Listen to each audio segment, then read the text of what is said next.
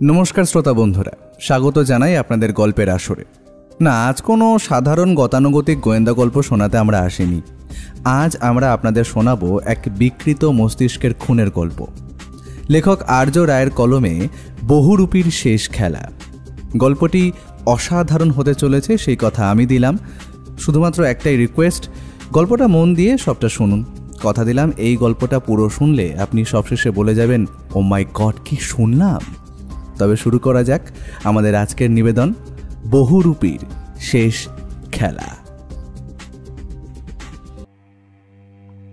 জানি না কবে এই বন্দি দশা খুঁজবে। জানি না এই চক্রবুহ থেকে আদৌ কোনোদিন মুক্তির পথ খুঁজে পাবো কিনা। জানি না, নাকি মৃত্যুর অতল চোরাবালির হাতছানি আবারও খুঁজে নেবে এক নতুন শিকার। সে আমাকে বাঁচতে দেবে না, সে আমাকে মরতেও দেবে না। এই অন্ধকার দুনিয়ায় যারা একবার পা দেয়, তাদের প্রতিটি শ্বাস প্রশ্বাস ওই লোকটার আজ্ঞাবহ হয়ে ওঠে। এও যেন এক নরকপুরী, যেখানে প্রতিটা শব্দ উচ্চারণের জন্য মূল্য চুকাতে হয়। বেসমেন্টের মাটিতে পড়ে রয়েছে মলমূত্র মিশ্রিত থকথকে তরল। বনবন শব্দে কালো মাছির দল মাথার উপরে উড়ে চলেছে। আধ বোঝা অর্ধনগ্ন শরীরটার জায়গায় জায়গায় কালো দাগ। দেখে মনে হচ্ছে কেউ যেন তার সারা শরীরে জ্বলন্ত সিগারের ছ্যাঁকা দিয়ে এটা বুঝিয়ে দিয়েছে যে এই শরীরের প্রতিটি গতিবিধি সহ মুখস্থিত প্রতিটি শব্দের নিয়ন্ত্রক একমাত্র সে। হ্যাঁ, এই স্থানের অঘোষিত সম্রাট সে। প্লেটে পড়ে থাকা আধ খাওয়া পাউরুটির শেষ টুকরোটা কাঁপা কাঁপা হাতে তুলে নিল একজোড়া রুগ্ন কঙ্কালসার হাত। হাতের আঙুলের বেশ কয়েকটি নখ উপড়ানো হয়েছে, সেখানে জমে রয়েছে কালচে রক্ত। এতক্ষণ সে উন্মাদিনীর মতো নিজের মনেই বিড়বিড় করে চলেছিল। হঠাৎ ছন্দপতন ঘটল। সিলিংয়ের ছাদ থেকে টুপটাপ শব্দে কয়েক ফোঁটা জল তার মাথায় এসে পড়ল। বৃষ্টি? এ তো বৃষ্টির জল। বাইরে বৃষ্টি নেমেছে। কতকাল খোলা আকাশ দেখিনি, দক্ষিণা বাতাসের ঘ্রাণ বুকে টেনে নিইনি। কতকাল যে আমি আমার স্বামীকে দেখিনি। আচ্ছা, ওর কি মনে আছে আমার কথা? রাত নামলে কি আমার মতো ওরও চোখের পাতা বিষাদের নিম্নচাপে ভিজে ওঠে? কথাগুলো বলতে বলতে মাটি থেকে উঠে দাঁড়ালো রূপসা। ছোট্ট কিশোরী বালিকা যেমন বৃষ্টিস্নাত রাতে তার সমস্ত শরীরে মিশিয়ে নিতে চায় বৃষ্টির প্রতিটি ফোঁটা, বিনিময়ে তার কপালে জোটে অভিভাবকদের প্রহার, ঠিক তেমনই রূপসা সিলিং বেয়ে নেমে আসা প্রতিটি জলের ফোঁটা কাঁপতে থাকা দুই হাতের তালু দিয়ে মুষ্টিবদ্ধ করে আঁজলা ভরে গলায় ঢালতে লাগল। খানিকটা তার মুখে এবং শরীরের বিভিন্ন জায়গায় বুলিয়ে দিতে দিতে বলে উঠল, মুক্তির পথে শিথিল বাঁধন, মুক্ত করো মোরে। মৃত্যুর সাথে সন্ধি করেছি মরণের এই পারে। বাঁচবো যত, দেখবো তত মৃত্যুদূতের রূপ। কালো মুখোশ ঢাকা তার গোটা মুখ, কাঁটার মুকুট পরে সে বলে, শাস্তির পথে চলি। ক্রুশবিদ্ধ যিশুও যে কাঁদে চোখের জলে।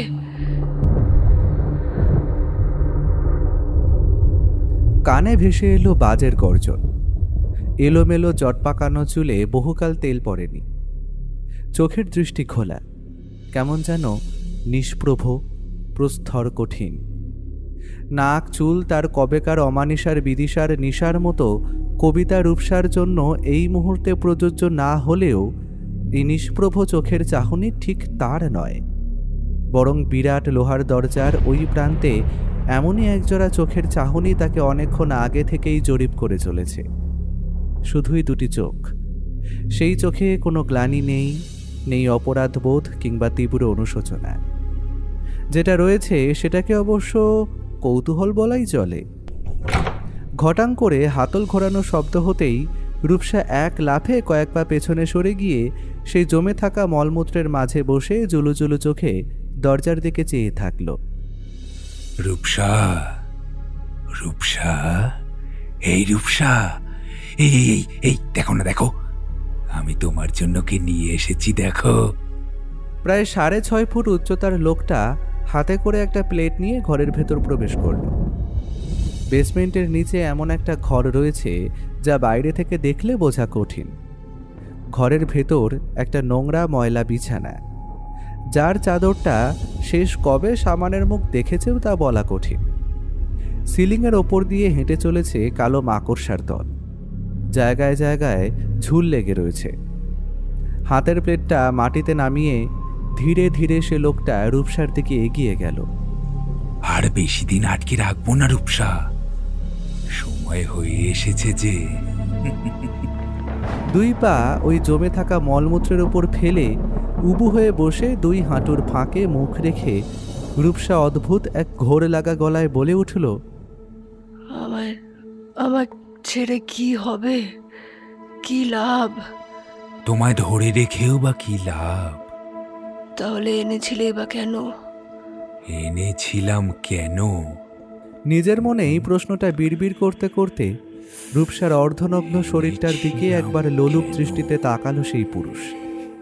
তার মুখটা বড় অদ্ভুত, হ্যাঁ বড়ই অদ্ভুত, কেমন যেন লম্বাটে, মুখের রং বিবর্ণ হলুদ, ঠিক যেন শেষ শীতের বিদায় বেলায় গাছ থেকে ঝরে পড়া পাতা। তবে প্রকৃতপক্ষে সেই শ্রীমুখ দর্শনের অভিজ্ঞতা রূপসার হয়নি, কারণ সেটি হুডি জাতীয় কাপড়ের টুকরোর আড়ালে ঢাকা। ঘরের নোনা দেওয়ালের খাঁজে খাঁজে 2টো করে আংটার সাথে লাগানো রয়েছে লোহার শিকল, কোনোটা ছোট, কোনোটা বেশ লম্বা। প্লেট থেকে একটা আপেল ওই মলমূত্রের স্তূপের মধ্যেই ছুঁড়ে দিল সেই যুবকটি। কোনো রকম ঘৃণা ছাড়াই সেটি তার মধ্যে থেকে তুলে নিল রূপসা। খাও, খেয়ে নাও রূপসা, এরপরেও তো তোমার অনেক কাজ বাকি। কি কাজ? আবার কি কোনো নতুন খেলা?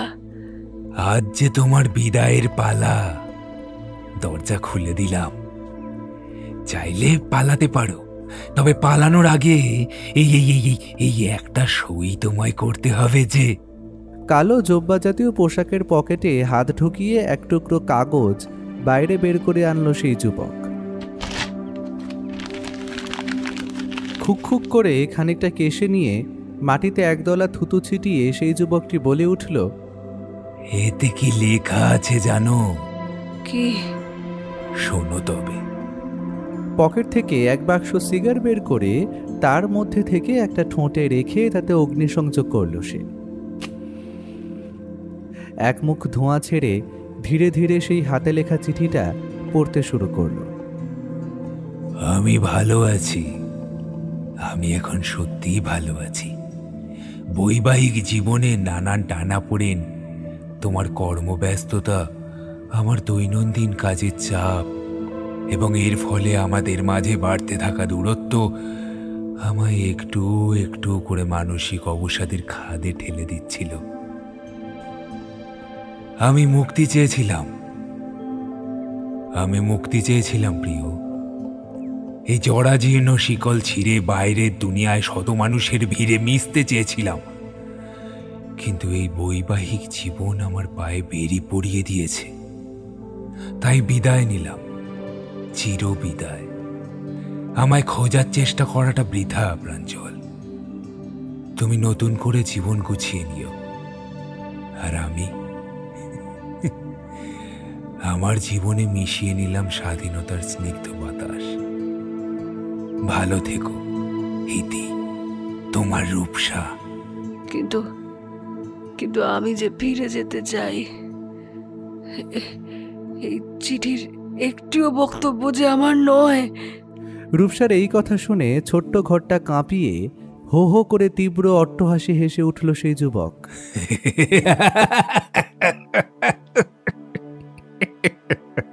Rupsa, Rupsa, Rupsa, my darling.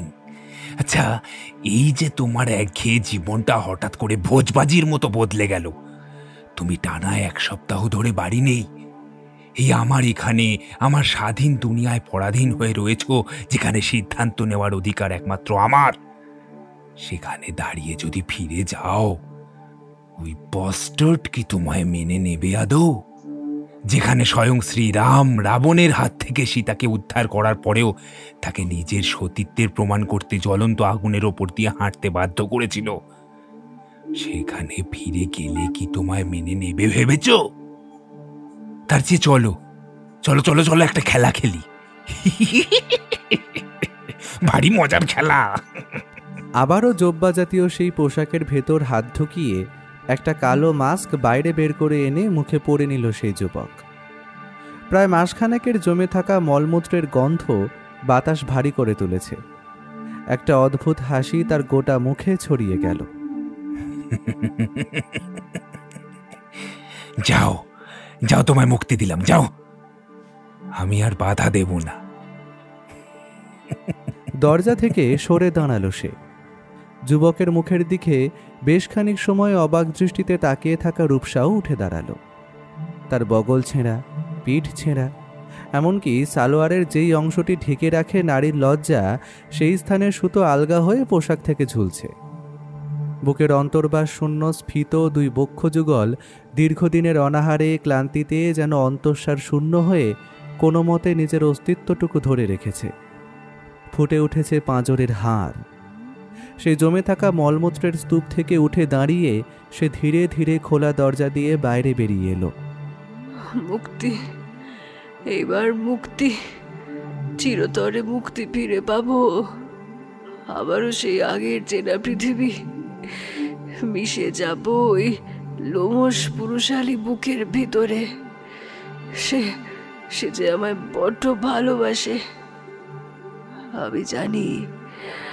আমি জানি প্রাঞ্জল আজও আমার আসার অপেক্ষায় অধীর আগ্রহে অপেক্ষা করছে। কাঁপতে থাকা 2 কঙ্কালসার পায়ে কোনো মতে খুঁড়িয়ে খুঁড়িয়ে হেঁটে চলেছে রূপসা। সামনেই আরও একটা দরজা, আর ওটা পেরোলেই যে চেনা দুনিয়ার ঘ্রাণ মাখতে পারবে সে। হঠাৎ ফস করে কিছু একটা জ্বলে ওঠার শব্দ হতেই পেছন ফিরে তাকালো রূপসা। এতগুলো দিন ধরে নিজের দিকে তাকানোর ইচ্ছেটুকুও জাগেনি তার। আসলে দিনের পর দিন শারীরিক অত্যাচার, বলপূর্বক সঙ্গম, তারই সাথে যুক্ত হতো নানান নোংরা খেলা, যা আধুনিক পাশ্চাত্য সভ্যতায় বেশ জনপ্রিয়। এখানে সে কিভাবে এলো সেই স্মৃতি বহু আগে আবছা হয়ে এসেছে রূপসার। রূপসার গা বেয়ে যে মলের ক্ষীণ ধারা গোটা বেসমেন্টের লম্বা করিডোরের মতো জায়গাটা দিয়ে মাটিতে পড়তে পড়তে এসেছে, লোকটা তার ওপর হাতে ধরে থাকা জ্বলন্ত দেশলাই কাঠিটা ফেলে দিয়ে দাঁত কিরমিরিয়ে বলে উঠল, এবার তুই নরকে যা শালি, তোর পালা এখানেই সাঙ্গ করলাম, তোর অগ্নি পরীক্ষা আমি নিলাম। এমন এক শুভ কাজে বিলম্ব কিসের? গনগনে আগুনের শিখা ঠিক যেন হিংস্র সাপের মতো এঁকে বেঁকে রূপসার দিকে এগিয়ে আসতে লাগলো। আগুন, আগুন, এত আগুন! এই আগুন আমাকে বাঁচতে দেবে না, পালাতে হবে, আমায় পালাতেই হবে। মূল দরজার দিকে সে ক্ষিপ্র বেগে ছুটে এলো। ওদিকে ওই প্রান্তের সেই কয়েদ ঘরের লোহার ভারী দরজাটা ভেতর থেকে ঘটাং শব্দ করে বন্ধ করল সেই যুবক। মূল দরজার ভারী লোহার গায়ে দুমদাম শব্দে আঘাত করতে করতে রূপসা চিৎকার করে বলে উঠল, আগুন, আগুন লেগেছে, আগুন! বাঁচাও, আমাকে কেউ বাঁচাও! না, কেউ এলো না, কেউ শুনতেও পেল না। মুহূর্তের মধ্যে সেই আগুন তার সারা শরীর জুড়ে সৃষ্টি করল তীব্র দাবদাহ। ধীরে ধীরে বিধ্বংসী অগ্নিশিখা তার মাথার চুল, পরনের মলিন পোশাক সহ গোটা শরীরকে গ্রাস করে নিল। যেন এক বিরাট অজগর সাপ এইমাত্র তার শিকারকে গিলে খেয়েছে। ভেসে এলো এক কান ফাটানো আর্তনাদ। না না না না না না।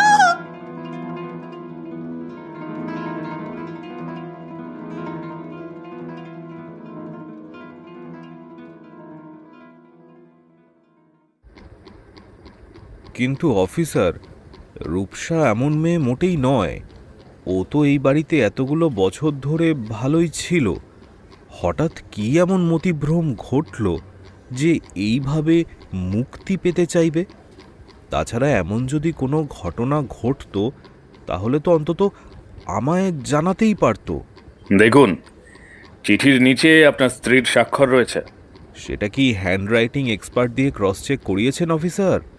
আমি যতদূর জানি এবং বুঝতে পারছি এই লেখা আমার স্ত্রীর মোটেই নয়। আপনি এতটা জোর দিয়ে কিভাবে বলছেন? আপনার কাছে কি আপনার স্ত্রী মানে মিসেস রূপসা ব্যানার্জির কোনো রাইটিং স্যাম্পেল সাথে করে এনেছেন প্রাঞ্জলবাবু? হ্যাঁ, এনেছি। আজ সকালে আমার বাড়ির ডাকবাক্সতে এই চিঠিটা আমি পেয়েছিলাম। চিঠিটা পড়েই আমার মনে সন্দেহ জেগেছিল অফিসার। ও এমন মেয়ে মোটেই নয়। আমরা তো ভালোই ছিলাম, আমাদের মধ্যে তেমন কোনো মনোমালিন্য ছিল না, মতভেদও ছিল না। তাহলে সে বাড়ি ছেড়ে চলে যাবে কেন বলতে পারেন?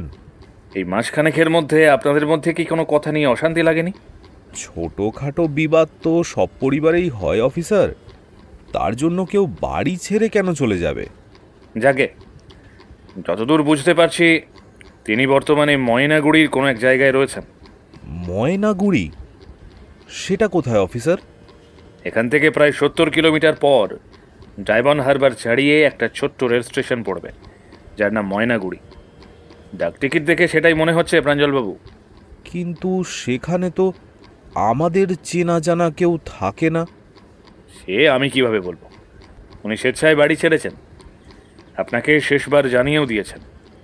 এখানে আইন হস্তক্ষেপ করতে পারে না, কারণ এটা আপনাদের স্বামী স্ত্রীর ব্যক্তিগত ব্যাপার। আরে বাবা, রাইট টু প্রাইভেসি বলেও তো একটা কথা আছে মশাই। Two hang with your right two privacy, I want my wife back. এই দেখুন, ওর হাতে লেখা একটা কবিতা আমি ওর ডায়েরি থেকে ছিঁড়ে এনেছি, দেখুন। আর তার সাথে চিঠির হ্যান্ডরাইটিংটা মিলিয়ে দেখুন। চিঠিটা টেবিলের ওপর মেলে ধরতেই নাকের ডগায় ঝুলে পড়া চশমাটা আঙুল দিয়ে খানিকটা ওপরে তুলে ধরলেন হেস্টিং থানার বড়বাবু দিগ্বিজয়। মাথার ওপরে ঘুরে চলেছে মানধাতা আমলের সিলিং ফ্যান। কেমন যেন ঘ্যার ঘ্যারে এক টানা বিরামহীন একটা শব্দ।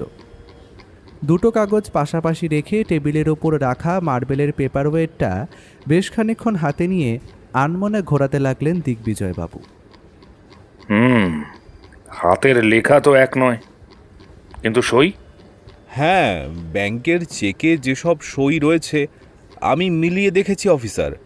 সইটা এক, কিন্তু সই তো নকল করাও যায়। তাছাড়া যদি আমায় ওর এতটাই অপছন্দ হতো তাহলে ডিভোর্স কেস ফাইল করতে পারতো। সেটা না করে পালালো কেন? দেখুন কারোর সাথে লটর ঘটর আছে কিনা। অফিসার, মুখ সামলে, রূপসা মোটেই তেমন মেয়ে নয়। ধীরে প্রাঞ্জলবাবু, ধীরে। এটা আপনার কর্পোরেট অফিস নয়, থানা। আমি আপনার স্ত্রীর মিসিং কেসের ফাইল বন্ধ করছি। বুঝতাম যদি মাইনর এজের হতেন তাহলেও না হয় অ্যাকশন নেওয়া যেতে পারত, কারণ আজকাল তো মশাই 13-14 বছরের মেয়েরাও প্রাপ্তবয়স্ক প্রেমিকের হাত ধরে ঘর ছাড়ে। সেই ক্ষেত্রে এমন চিঠি সে নিজের হাতে লিখলেও আইনের চোখে মোটেও গ্রহণযোগ্য নয়, কারণ অপ্রাপ্তবয়স্কদের কোনো বক্তব্যকে ধরা হয় না। কিন্তু আপনার স্ত্রীর বয়স 30, তাই তিনি যা করেছেন স্বেচ্ছায় করেছেন, আর সেখানে আইন হস্তক্ষেপ করতে পারে না। তবে হ্যাঁ, আপনি পরকীয়া গ্রাউন্ডে ডিভোর্স কেস ফাইল করলে আপনার স্ত্রী অবশ্য ফিরে আসতে বাধ্য হবে। আমরাও তাকে খুঁজতে তৎপর হব। এছাড়া তো আর কোনো উপায় দেখছি না। তবে তিনি যে বিবাহ বহির্ভূত সম্পর্কে লিপ্ত তার প্রমাণ কিন্তু আপনাকেই দিতে হবে। বাহ বাহ বাহ বাহ, বেশ ভালো বুদ্ধি দিলেন তো। মানে আমি আমার স্ত্রীর বিরুদ্ধে বিনা কারণে কোনো প্রমাণ ছাড়া ডিভোর্স কেস ফাইল করব, আর কারণ হিসাবে এটা দেখাবো যে তার চরিত্র কলঙ্কিত। আপনার সাথে এমনটা ঘটলে এই কাজটা আপনি করতে পারতেন অফিসার? শান্ত হন প্রাঞ্জলবাবু, আমি শুধুই আইনি পরামর্শ দিচ্ছিলাম মাত্র। বাকিটা আপনি ঠিক করুন কি করবেন। আমি ঠিক করে নিয়েছি। প্রত্যুত্তরে দিগ্বিজয়বাবু হয়তো কিছু বলতেই যাচ্ছিলেন, ঠিক সেই সময় একজন কনস্টেবল দিগ্বিজয়বাবুর সামনে এসে সেলাম ঠুকে দাঁড়ালো। কি ব্যাপার তাপস? স্যার, একটু আগে পোস্ট অফিস থেকে আপনার নামে একটা চিঠি দিয়ে গেল। আমার নামে চিঠি? কই দেখি। কনস্টেবল চিঠিটা এগিয়ে দিয়ে আবারও সেলাম ঠুকে বাইরে বেরিয়ে তিনি তক্ষুনি সেটা না খুলে ডেস্কের ডালা খুলে ভেতরে রেখে প্রাঞ্জলবাবুর দিকে জিজ্ঞাসু দৃষ্টিতে তাকিয়ে বললেন, হ্যাঁ, আপনি কি যেন একটা বলছিলেন প্রাঞ্জলবাবু, কি ঠিক করেছেন? দিগ্বিজয়বাবু, আপনি কাজটা ভালো করলেন না। আমার স্ত্রীর নামে অযথা মিথ্যে অপবাদ দিলেন, কোনো যথোপযুক্ত কারণ ছাড়া কেস ফাইল বন্ধ করলেন। আমি আপনার নামে একদিকে মানহানির মামলা, অপরদিকে কর্তব্যে গাফিলতি করার অভিযোগে মামলা ঠুকব। তারপর দেখব আপনি কি করেন। এই জান তো মশাই, যান, বেফালতু হুমকি দেবেন না। এমন বহু হুমকি আমি আমার গোটা সার্ভিস লাইফে শুনেছি। আপনি যা করার করুন, যান, আমার তাতে কিচ্ছু আসা যায় না। নিজের স্ত্রীকে ধরে রাখতে পারে না, আবার থানায় এসে বড় বড় কথা বলি। আপনার লজ্জা করে না? হ্যাঁ অফিসার, আপনি কিন্তু মাত্রা ছাড়িয়ে যাচ্ছেন। হয়তো কথা কাটাকাটি হাতাহাতিতে পরিণত হতো, কিন্তু তার আগেই একজন কনস্টেবল ছুটে এসে প্রাঞ্জলের কাঁধ চেপে ধরে থানার বাইরে বের করে আনলো। বেশ, তবে আমিও এর শেষ দেখে ছাড়ব, এই বলে রাখলাম। রাগে গজগজ করতে করতে প্রাঞ্জলের চলে যাওয়ার দিকে তাকিয়ে একটা গভীর দীর্ঘশ্বাস ছেড়ে দিগ্বিজয়বাবু খামটা হাতে নিলেন। এ কি, ডাক টিকিটটা তো এখানকারই দেখছি। এটা তো রাজারহাট পোস্ট অফিস। দেখি তো চিঠিতে কি লেখা রয়েছে। নিজের মনে কথাগুলো বিড়বিড় করতে করতে চিঠির খাম খুলতেই কতগুলো ফটোগ্রাফ চোখে পড়ল তার নিচে একটা চিঠি। ফটোগ্রাফগুলো টেবিলের ওপর ছড়িয়ে ভালোভাবে দেখতে লাগলেন তিনি। আশ্চর্য, অদ্ভুত, এও কি সম্ভব? এমন নৃশংস হত্যাকাণ্ড আমি আমার গোটা সার্ভিস লাইফে দেখিনি। ছবিগুলো এক এক করে সূর্যের আলোয় মেলে ধরলেন। একটি ছবিতে স্পষ্ট দেখা যাচ্ছে প্রাঞ্জল, হ্যাঁ প্রাঞ্জলবাবু নিজের বাড়ির বাগানে কি যেন খোঁড়াখুড়ি করছেন। তার পাশে পড়ে রয়েছে প্লাস্টিকে মোড়ানো কিছু একটা, ঠিক যেন একটি মনুষ্য আকৃতির মৃত লাশ। তার পরের ছবিটিতে প্রাঞ্জলবাবুকে সেই জিনিসটাকে টানতে নিয়ে যেতে দেখা হচ্ছে। এর পরের ছবিটিতে তিনি সেই জায়গার মাটি পা দিয়ে এমনভাবে সমান করে দিচ্ছেন যেন সেখানে কিছুই ছিল না। এরপর চিঠিটা তিনি তুলে নিলেন।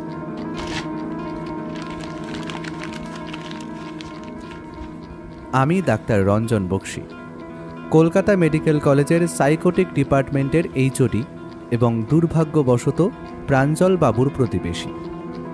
আপনারা সকলে মিলে যার খোঁজে উদ্বিগ্ন তার খবর আমি জানি, যদিও তিনি আর জীবিত নেই। আমি জানি প্রাঞ্জলবাবু আপনাকে ঠিক কি বলেছে, সেটাই স্বাভাবিক। কারণ গত বেশ কিছু মাস ধরে দাম্পত্য কলহের জেরে প্রাঞ্জল আমার কাছে কাউন্সেলিং এবং মাইন্ড হিলিং থেরাপির জন্য আসছিলেন। তিনি তার স্ত্রীর প্রতি যার পরনাই বিরক্ত ছিলেন এবং সেশন চলাকালীন বহুবার তিনি তার স্ত্রীকে আচ্ছন্ন অবস্থাতেই মেরে ফেলার তীব্র বাসনা প্রকাশ করেছিলেন। ভেবেছিলাম কিছু সাইকিয়াট্রিক ড্রাগস এবং রেগুলার কাউন্সেলিং করে ওনাকে সুস্থ অবস্থায় ফিরিয়ে আনব, কিন্তু বিধিবাম ওনার বাড়ির বেসমেন্ট চেক করবেন, প্রমাণ পেয়ে যাবে তিনি এক বিরল মানসিক রোগের শিকার, সাইকোটিক ইলনেস অর্থাৎ মানসিক ব্যাধি, যাকে ডাক্তারি পরিভাষায় স্কিজোফ্রেনিয়া বলা হয়। স্ত্রীর নিখোঁজের পর তিনি আমাকেও ওই একই কথা জানিয়েছিলেন যে ওনার স্ত্রীকে কেউ বা কারা অপহরণ করেছেন, কিন্তু বিষয়টি সম্পূর্ণ আলাদা। আমি কাল রাতে সবটা নিজের চোখে দেখেছি, প্রমাণ হিসেবে ছবিও তুলে রেখেছি। সামনে এলাম না কারণ এতে আমারও প্রাণহানি ঘটতে পারে। সাক্ষ্যের প্রয়োজন নেই, মেডিকেল রিপোর্ট আমি শুনানির দিন পাঠিয়ে দেব।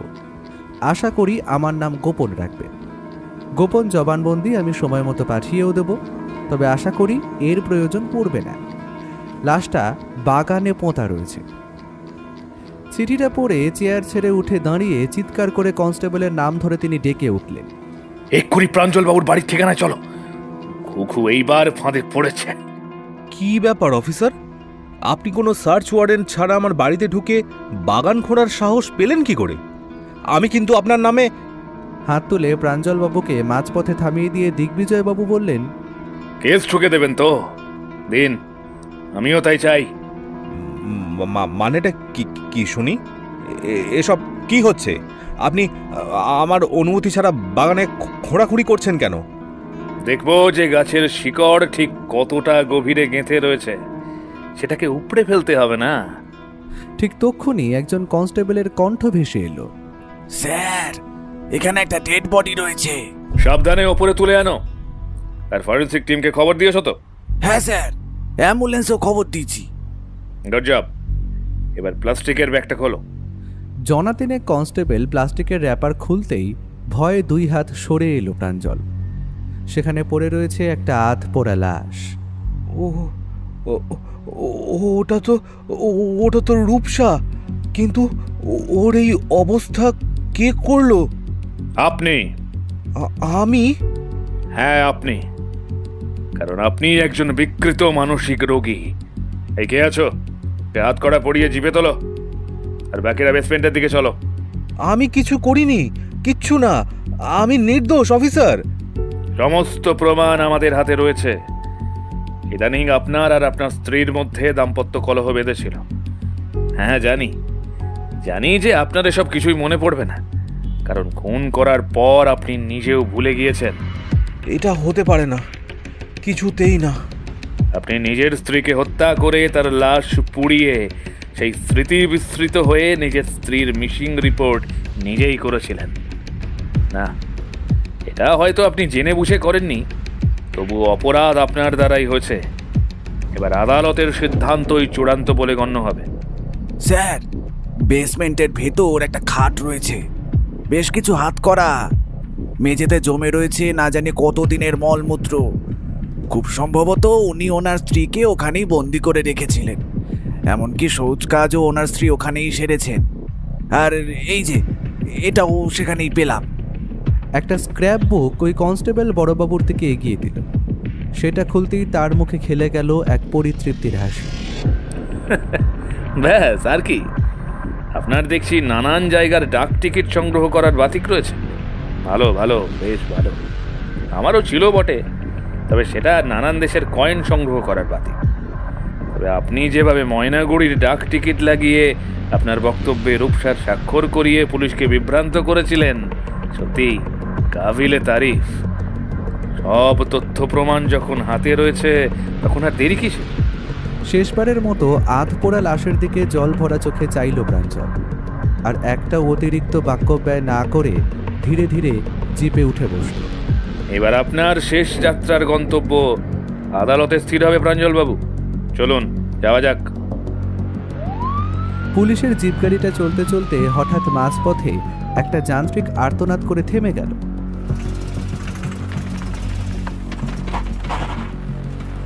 ড্রাইভার হরপ্রসাদ বেশ কয়েকবার চাবি ঘুরিয়ে গাড়িটা স্টার্ট নেওয়ার চেষ্টা করলো বটে, তবে সেটি স্টার্ট নেওয়া তো দূরে থাক, জায়গা থেকে এক চুলও নড়ল না। কি হলো হরপ্রসাদ, গাড়ি থামালে কেন? আর বলবেন না স্যার, হঠাৎ গাড়ির ইঞ্জিনে কিছু সমস্যা হওয়ায় স্টার্ট নিচ্ছে না। অসহ্য, কাজের সময় এমনতর সমস্যা এলে তো মহা বিপদ। যাও, গাড়ির বোনেট খুলে দেখো কি হয়েছে। বলে যেও না পুলিশের গাড়িতে করে আমরা গড়ের মাঠে হাওয়া খেতে বেরোইনি, সাথে একজন আসামি রয়েছে। আমি দেখছি স্যার। কথাটা বলে হরপ্রসাদ গাড়ির দরজা ঠেলে বাইরে বেরিয়ে এলো। এতক্ষণ প্রাঞ্জলবাবু হাতে হাত করা পরে গাড়ির পেছনের সিটে মাথা নিচু করে বসেছিল। তার মুখের অভিব্যক্তি দেখে ঠিক বোঝার উপায় নেই যে এই মুহূর্তে প্রাঞ্জলবাবু আত্মগ্লানি এবং তীব্র অনুশোচনায় ভুগছেন, নাকি তার মনের মধ্যে চলছে অন্য কোনো পরিকল্পনা। ঘাড় ঘুরিয়ে প্রাঞ্জলবাবুর দিকে একবার চাইলেন তিনি। কি প্রাঞ্জলবাবু, আপনি সেই তখন থেকে চুপ করে বসে রয়েছেন, এখনো তো স্বীকারোক্তি দিলেন না। আচ্ছা, রূপসা দেবীকে মারলেন কেন? কোনো উত্তর নেই, শুধু নিচু হয়ে থাকা মুখের নাসারন্ধ্র দিয়ে একরাশ গরম দীর্ঘশ্বাস পড়ল। যাগে, স্বীকারোক্তি বের করার অনেক উপায় আমাদের জানা রয়েছে প্রাঞ্জলবাবু। ভালোই ভালোই সবটা বলে দিলে কষ্টটা কম হবে, এই যা। চাইলে আমি নিজে দাঁড়িয়ে থেকে আপনার সাজা কম করার ব্যবস্থা করব। আরে মশাই, জানি জানি বউ যে কি জিনিস আমি ভালো মতোই জানি। দিনরাত খিটখিট অশান্তি আর কাহাতক ভালো লাগে বলুন? তাই বলে একেবারে শেষ করে দেবেন? আবারও কোনো উত্তর ভেসে এলো না। বিপরীতের সিটে বসে থাকা কনস্টেবল রামমোহন খিকখিক করে হাসতে হাসতে বলল, স্যার, বেচারা ভয়ে একদম শুকিয়ে গিয়েছে। ওর থেকে উত্তর পাওয়ার আশা করছেন কিভাবে? এদিকে বেশি অত্যাচার করলে যদি অসুস্থ হয়ে যায়, তখন তো আবার কোর্টে এই বলে পিটিশন ফাইল করবে যে পুলিশি অত্যাচারে অসুস্থ হয়ে পড়েছে। ওনার তো আবার কথায় কথায় কেস দেওয়ার বাতিক রয়েছে কি না? ঠিক বলেছ রামমোহন, উনি তো আবার সামান্য কিছু হলেই কোর্টের দ্বারস্থ হন। এক মহা সমস্যা। বলি ও মশাই, কিছু তো বলুন। এতক্ষণে মুখ তুলে চাইল প্রাঞ্জল। একটা সিগারেট হবে? এমন একটা কথা দিগ্বিজয়বাবু মোটেই আশা করেননি। স্মোক করবেন? নিশ্চয়, হবে না কেন? পকেটে হাত ঢুকিয়ে সিগারেটের প্যাকেটটা বের করে তার মধ্যে থেকে একটা সিগারেট প্রাঞ্জলবাবুর ঠোঁটে গুঁজে তাতে আগুন ধরালেন দিগ্বিজয়বাবু। এক মুখ ধোঁয়া ছেড়ে উদাস চোখে বাইরে বেশ খানিক সময় তাকিয়ে রইলেন তিনি। আপনাদের আইন কি বলে দিগ্বিজয়বাবু? আইন বলে 10 জন দোষীর বদলে একজন নিরপরাধ মানুষের যেন সাজা না হয়, তাই না? তার মানে আপনি বলতে চাইছেন যে আপনি নির্দোষ, কি তাই তো? তার আগে আমি আপনাকে একটা প্রশ্ন করতে চাই দিগ্বিজয়বাবু। রূপসার লাশ যে আমার বাড়ির বাগানে পোঁতা রয়েছে, সেটা আপনি কিভাবে জানলেন? গোপন সূত্রে খবর পেয়েছিলাম, তাই তো আপনাকে প্রমাণ সহ গ্রেপ্তার করতে পারলাম। গোপন সূত্রে খবর, প্রমাণ? হ্যাঁ? কথাটা বলে হো হো শব্দে হেসে উঠলেন প্রাঞ্জলবাবু। হাসছেন যে? হাসবো না বলছেন? সে আপনার দাঁত, আপনি হাসতেই পারেন। ঠিক যেভাবে আপনাদের তথ্য প্রমাণ অনুসারে আমার স্ত্রীকে আমি নিজের হাতে খুন করে তার লাশ পুড়িয়ে বাগানে পুঁতে রেখেছি, সেই আমি নিজের স্ত্রীর মিসিং কমপ্লেন করতে গিয়েছিলাম, কি তাই তো? ঠিক তাই, যদিও হয়তো সেসব আপনার আদৌ মনে আছে বলে তো মনে হয় না। আপনি তো মানসিক রুগী, আপনার তো ট্রিটমেন্ট চলছে। হ্যাঁ চলছে, কিন্তু তাতে এটা প্রমাণ হয় না যে আমি খুনি দিগ্বিজয়বাবু। তাহলে আপনার বাড়ির বেসমেন্টের মধ্যে যা দেখে এলাম সেসব কি? বাগান থেকে যার লাশ উদ্ধার করা হলো সেটা কার? আপনার ডাক টিকিট জমানোর হ্যাবিট থেকে এমনিতেই প্রমাণিত হয় যে আপনার পক্ষে ময়নাগুড়ির ডাক টিকিট সংগ্রহ করে নিজের হাতে চিঠি লিখে রূপসাকে দিয়ে স্বাক্ষর করিয়ে নিজেকে সেফ রাখা, এই গোটা বিষয়টি আপনার সাজানো। কাল যদি আপনার স্ত্রীর লাশ আপনারই বাড়ির কোনো একটা অংশে খুঁজে পাওয়া যায় আর তার হাতে আপনার জমানো কোনো একটি কয়েন থাকে, তার মানে কি এটা প্রমাণিত হয় যে আপনিই খুনি? তাছাড়া হাতের লেখাটা যে আমার, সেটা কি প্রমাণিত হয়েছে? চিঠির বক্তব্য যে কাউকে দিয়ে লেখানো যেতে পারে প্রাঞ্জলবাবু। আপনি আপনার স্ত্রীকে নিজের বাড়ির বেসমেন্টে দীর্ঘদিন ধরে আটকে রেখেছিলেন, বেচারি সেখানেই মলমূত্র ত্যাগ করেছে। ফরেন্সিক টিম তো পাঠিয়েছেন, দেখুন তারা কি বলে। যদি কাল আপনার স্ত্রী খুন হন, মানে ধরুন অন্য জায়গায়, তার লাশের হাতে আপনার সংগ্রহের কয়েন দিয়ে আপনার বাড়িতে যদি কেউ ফেলে রেখে যায়, তাহলে আইন অনুযায়ী আপনি খুনি বলে প্রমাণিত হবেন।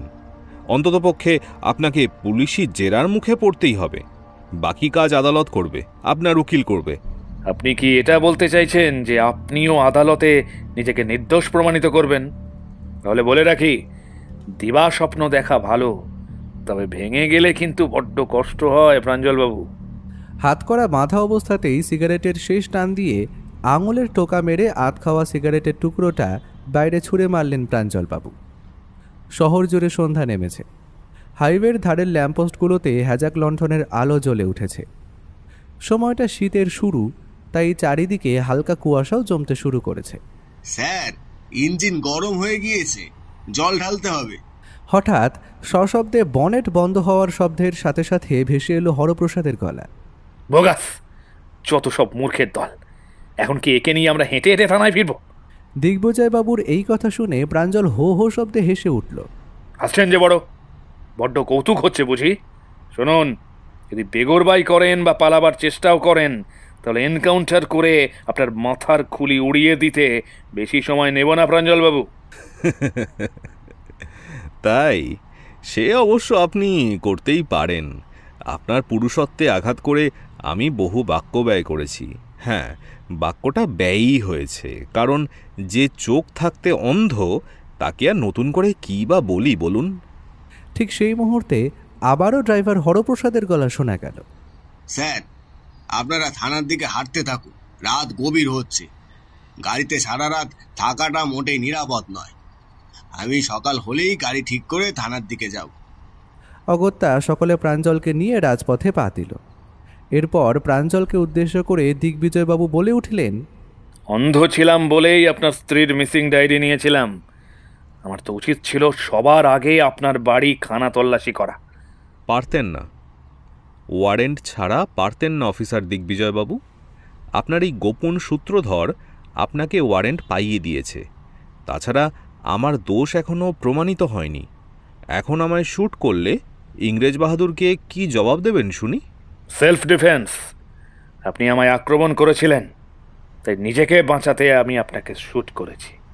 বাহ, এই তো আপনার বুদ্ধি খুলছে অফিসার।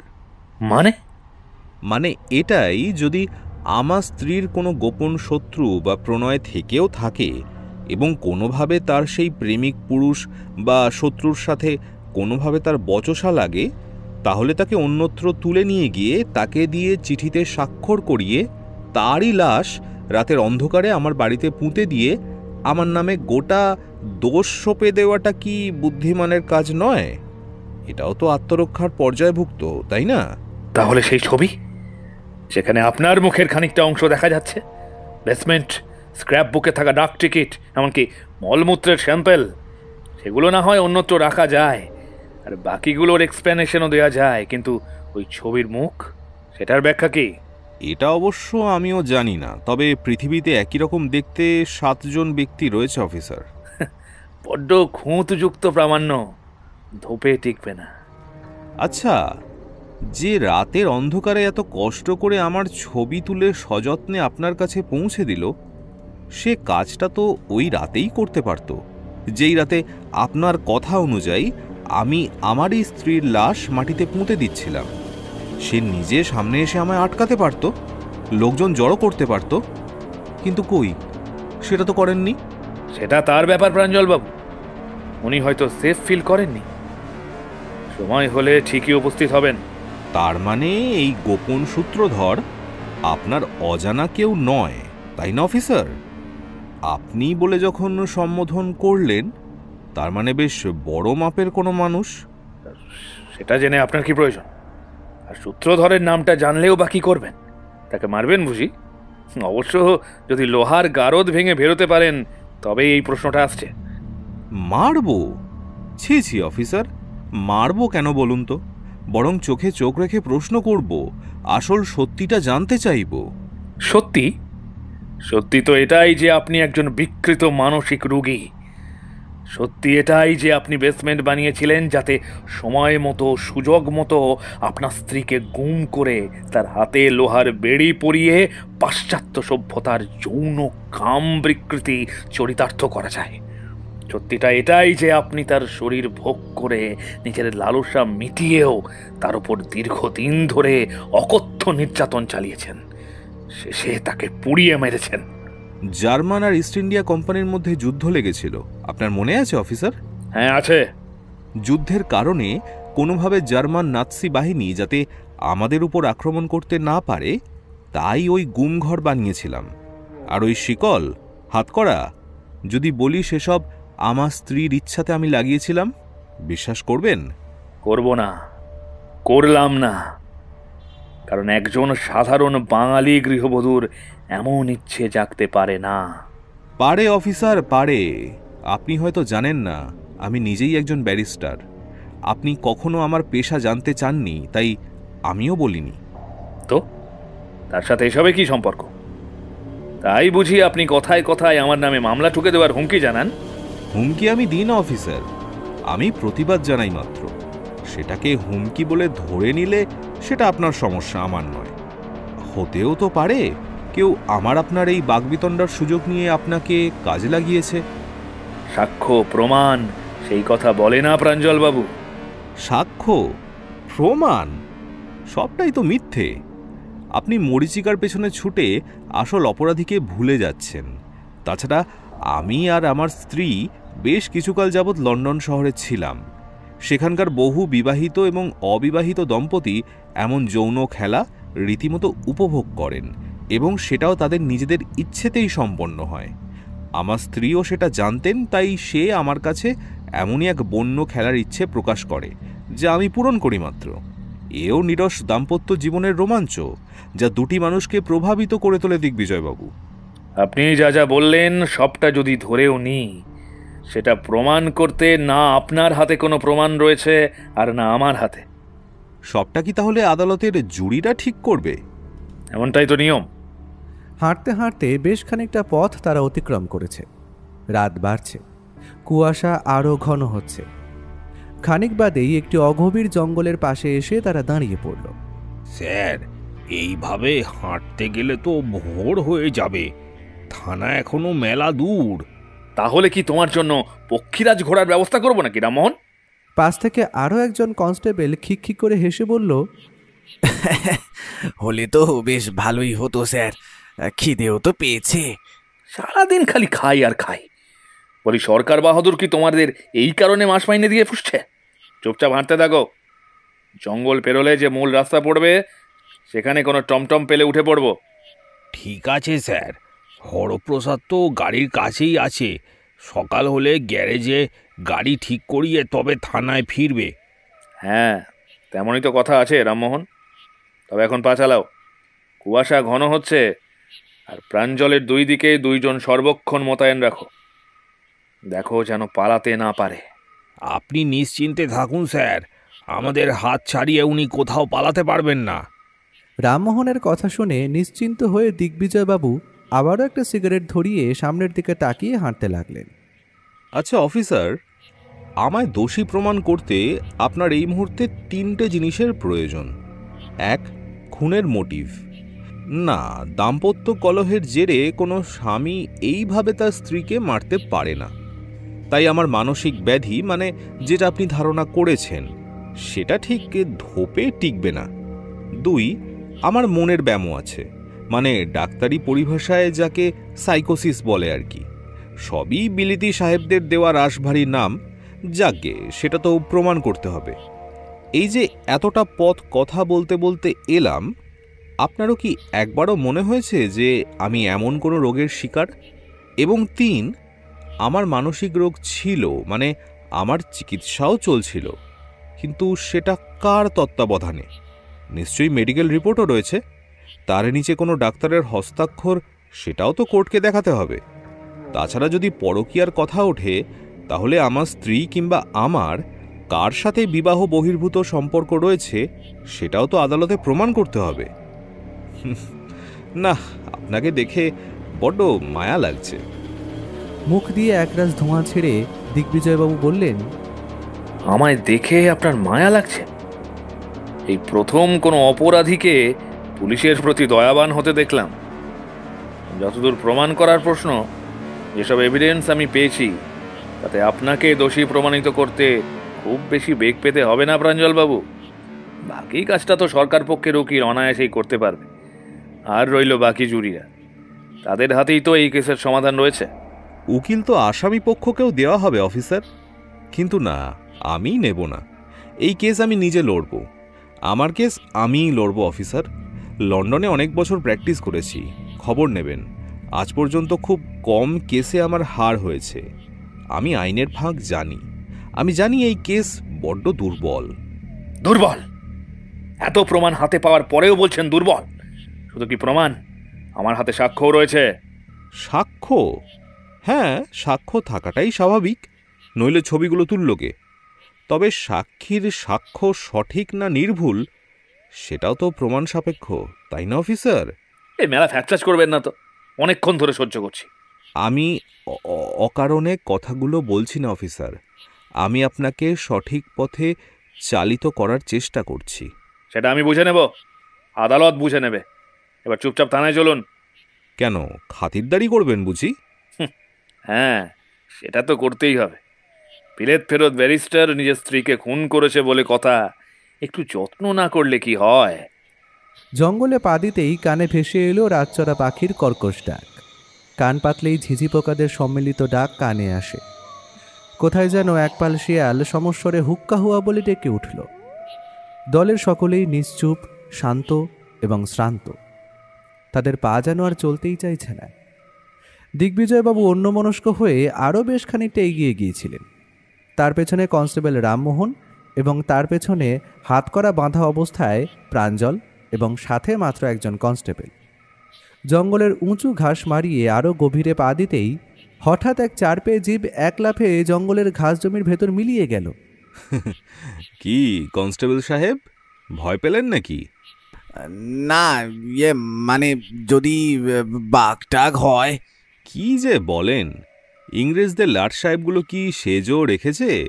রীতিমতো হান্টিং লজ বানিয়ে দল বেঁধে শিকারে বেরিয়ে কতই না প্রাণী নির্বিচারে হত্যা করেছে। কেন জানেন? আনন্দ, এক পৈশাচিক আনন্দ চরিতার্থ করতে এমন নির্বিচারে হত্যালীলা চালিয়ে যাচ্ছে। অবশ্য এখানে কারোর কিছু করারও নেই, না আমার না আপনার।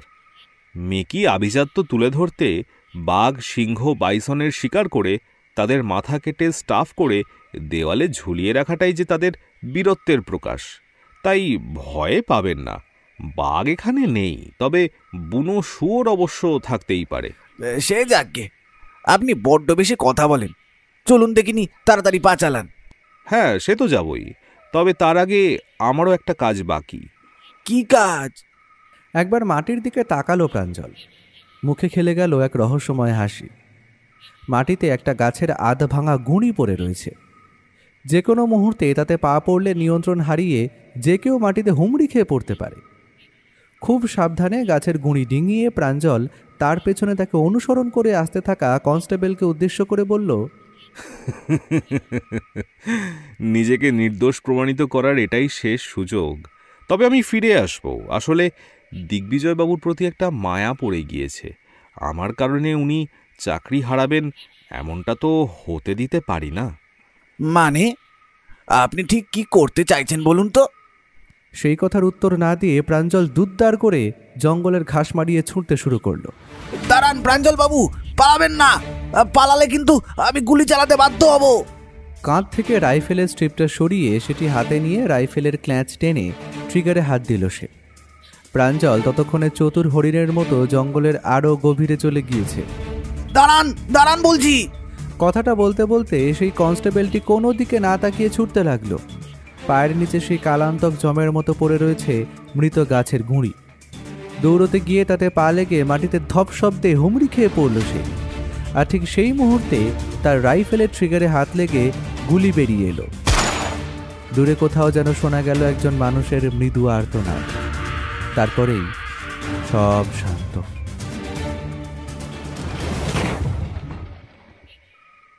কুয়াশা ঘেরা বাড়িটার 2 তলার ঘরটা থেকে একখণ্ড আলো রঙিন কাঁচের জানলার ভেতর দিয়ে বাইরে এসে পড়েছে। সাদা কুয়াশার চাদর জড়িয়ে 2 তলার ঘরটার দিকে কেউ যেন চেয়ে রয়েছে। তার মুখ হুডি জাতীয় কাপড়ে ঢাকা। খাড়া নাকটা বাতাসে টেনে ধরে কি যেন একটা শুঁকে নিল সে।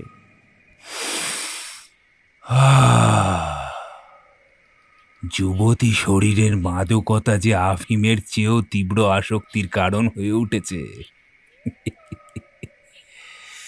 এত দূর থেকেও আমি গন্ধ পাচ্ছি।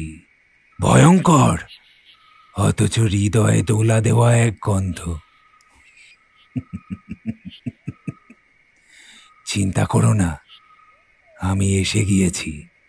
তোমায় আর এই পৃথিবীর বুকে বেশি দিন থাকতে হবে না। আমি তোমায় নিতে এসেছি যে। ধীরে ধীরে সে ওই বাড়িটার দিকে এগিয়ে গেল। বাড়িটার দরজার কাছে পৌঁছে পকেট থেকে এক গোছা মাস্টার কি বের করে একটা একটা করে দরজার কিহোলের ভেতর ঢোকাতে লাগলো সে। খানিক বাদে ঘটাং করে একটা শব্দ হলো। দরজাটা ক্যাঁচ শব্দ করে খুলে যেতেই 2 তলার বারান্দা থেকে শোনা গেল কুকুরের ভৌ ভৌ শব্দ।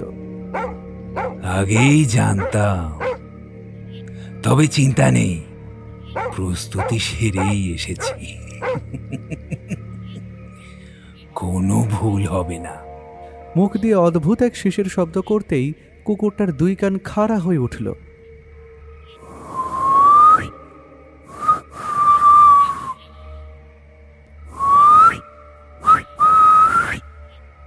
এইবার রাগের বহিঃপ্রকাশের পরিবর্তে তার গলা দিয়ে আদুরে একটা ঘর ঘর শব্দ বেরিয়ে আসতে লাগলো। এই শীষ যে তার বড্ড চেনা। এক হ্যাঁচকা টানে নিজের ভারী শরীরটা দেওয়ালে গেঁথে থাকা গলার বকলেসের যে অংশটি আংটার সাথে লাগানো রয়েছে অতি সহজে নিজেকে মুক্ত করে চার পেয়ে জন্তুটা কুই কুই শব্দ করতে করতে সিঁড়ি বেয়ে নিচে নেমে এলো।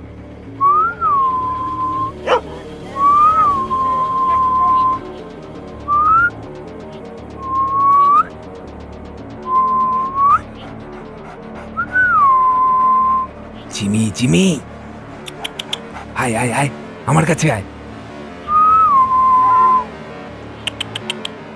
দরজার সামনে দাঁড়িয়ে থাকা ব্যক্তির কাছে গিয়ে জিমি থমকে দাঁড়ালো। কিছু একটা যেন অপ্রত্যাশিত। হিসেব ঠিক মিলছে না। শিশির শব্দ চেনা হলেও গন্ধটা যে অপরিচিত। সে আবারও গড়গড় শব্দে গর্জন করে ভৌ ভৌ শব্দে দুপা খাড়া করে বাকি দুই পা দিয়ে লোকটার কালো জব্বা জাতীয় পোশাকটা চেপে ধরতেই তার মাথার দুই দিকে দুটি শক্তিশালী হাতের পাঞ্জা নেমে এলো। এই তো, এই তো, বড্ড বড় বেড়েছিস জিমি। চল চল, আজকে তোকেও মুক্তি দিলাম। কট করে একটা হাড় ভাঙার শব্দ শোনা গেল। তার মাথাটা এক টানে লোকটা পেছন দিকে মুড়িয়ে দিতেই চার পেয়ে জন্তুর বিরাট শরীরটা মেঝেতে আছড়ে পড়ল। না না না না না না না না, এইভাবে হবে না। রক্ত কই? হ্যাঁ হ্যাঁ হ্যাঁ, রক্ত। চলকে ওঠা লাল রক্ত না দেখলে আমার যে তৃপ্তি হয় না।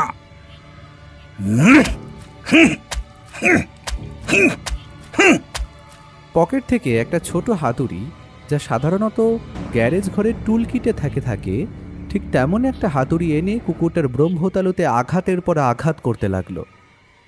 মাথার লোম চুইয়ে মাটিতে গড়িয়ে নামলো লাল রক্তের ধারা। খানিকটা তার মুখেও এসে লাগলো।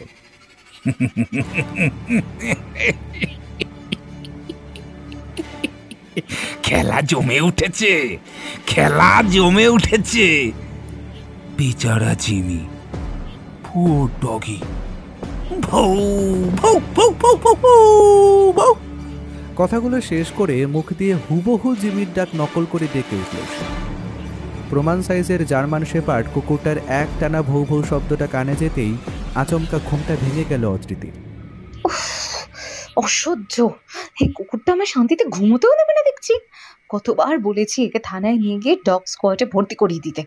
দেশের কাজে লাগবে তা না, বেকার ঘরের মধ্যে পড়ে রয়েছে। দিন রাত খালি চব্বচস্য খাচ্ছে আর দানবের মতো বাড়ছে। ওনার তো আবার একটাই চিন্তা, জিমিকে সাথে নিয়ে গেলে আমার কি হবে। বলি হবেটা কি শুনি? থানার বড়বাবুর স্ত্রী আমি, এদিকে ভুলেও কেউ একবারও ঘেঁষে না। কথাগুলো বিড়বিড় করতে করতে বিছানা ছেড়ে মাটিতে পা দিল অদ্রিতি। মাথার ঘন চুল কোমর ছাপিয়ে পা ছুঁয়েছে, গৌরবর্ণ, ঠিক যেন মেম পুতুলটি। এই জিমি, জিমি বলি, রাত বিরাতে চিৎকার করে বাড়ি মাথায় করছিস কেন? কুকুরটার যেখানে থাকার কথা সেই জায়গাটা এসে থমকে দাঁড়ালো অদ্রিতি। কি ব্যাপার?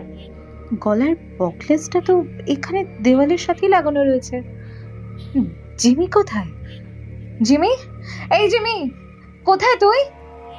মুখ দিয়ে চুকচুক শব্দ করতে করতে এই ঘর সেই ঘর খুঁজতে খুঁজতে ধীরে ধীরে সিঁড়ি দিয়ে নিচে নামতেই হঠাৎ বাইরে থেকে একটা অদ্ভুত শিশির শব্দ কানে ভেসে এলো। এই শীষ তার বড্ড চেনা, বড্ড পরিচিত। হে কি, এটা তো দিগ্বিজয় শীষের আওয়াজ, যেটা দিয়ে সে জিমিকে ডাকে। কিন্তু আজ তো তার নাইট ডিউটি রয়েছে। এত তাড়াতাড়ি বাড়ি ফিরে এলো? দরজাটা হাত করে খোলা। একরাশ ঘন কুয়াশার সাথে তীব্র উত্তরে বাতাস ঘরের মধ্যে প্রবেশ করছে। সিঁড়ির শেষ ধাপে পা দেওয়া মাত্র সে যা দেখতে পেল তাতে তার শরীরের রক্ত হিম হয়ে এলো। সে দেখতে পেল বিরাট জার্মান শেপার্ড কুকুরটা মাটিতে রক্তাক্ত অবস্থায় পড়ে রয়েছে। দেখে মনে হচ্ছে কেউ যেন ভারী কিছু দিয়ে তার মাথায় সজোরে আঘাত করে একেবারে থেঁতলে দিয়েছে। দরজা থেকে খানিকটা দূরে কে যেন দাঁড়িয়ে রয়েছে। না, তাকে স্পষ্ট দেখা যাচ্ছে না, কেমন যেন আবছায়া এক অবয়ব। কে ওখানে কে দাঁড়িয়ে আছে?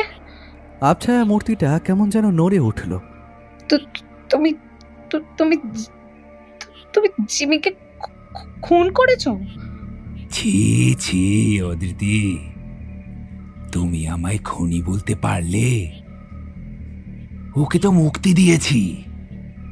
আরে বাবা, ও তো মানুষের হাতে মরেছে, এইবার স্বর্গলাভ নিশ্চিত। বেচারা আর কতদিন গলায় পাট্টা পরে সেবা করে যেত বলো দেখিনি? হ্যাঁ হ্যাঁ। কথাটা বলে হো হো করে হেসে উঠল সে। তুমি উন্মাদ, বদ্ধ উন্মাদ তুমি। তুমি চাবি ছাড়া দরজা করলে কি করে? ওই শীষ যা শুধুমাত্র আমার স্বামী জানে, সেটা তুমি কিভাবে জানলে? কে তুমি? লোকটা জিমির মৃত শরীরটাকে পায়ে একপাশে অবহেলা ভরে ঠেলে দিয়ে ঘরের ভেতর প্রবেশ করতেই অদ্রিতি উত্তরের অপেক্ষা না করে সিঁড়ি বেয়ে তীর বেগে অপরের দিকে ছুটতে লাগলো। লোকটা ঘাটটা একবার ডান দিকে আর একবার বাম দিকে কাত করে পকেট থেকে রক্তাক্ত ছোট হাতুড়িটা বের করে তার ধারালো অংশে লেগে থাকা জিমির শরীরের রক্ত জিভ দিয়ে চেঁটে নিল। এরপর একই জায়গায় দাঁড়িয়ে দেওয়ালের একটা কোণ লক্ষ্য করে হাতুড়িটা আড়াআড়িভাবে ছুঁড়ে মারতেই সেটি দেওয়ালে ধাক্কা খেয়ে বেঁকে গিয়ে সিঁড়ির শেষ ধাপের দিকে এগোতে থাকা অদ্রিতির পিঠে সজোরে আঘাত করল। একটা অস্ফুট আর্তনাদ করে তার শরীরটা গড়াতে গড়াতে দরজার কাছে ঠিক লোকটার পায়ের সামনে এসে পড়ল।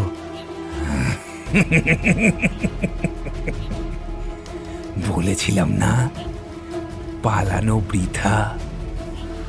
আমি যা চাই সেটা হাসিল করে তবেই ছাড়ি। কি চাও তুমি? কি চাই? আমি তোমায় চাই, তোমায় ছুতে চাই, তোমার আতর গায়ে মাখতে চাই, ভোগ করতে চাই তোমায়।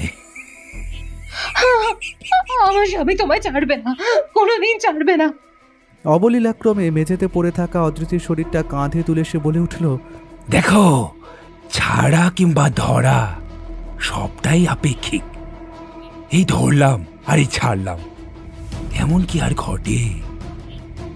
আপাতত আমি তোমায় ধরলাম, কবে ছাড়বো বা আদৌ ছাড়বো কিনা সেটাও সময় সাপেক্ষ।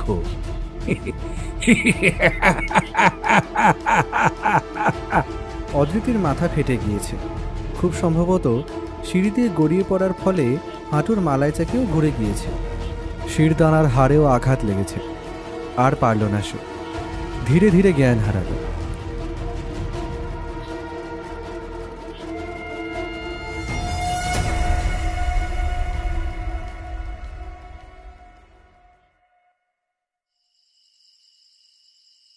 ধূপধাপ শব্দটা কানা যেতেই আমি ঘুম ভেঙে উঠে বসলাম।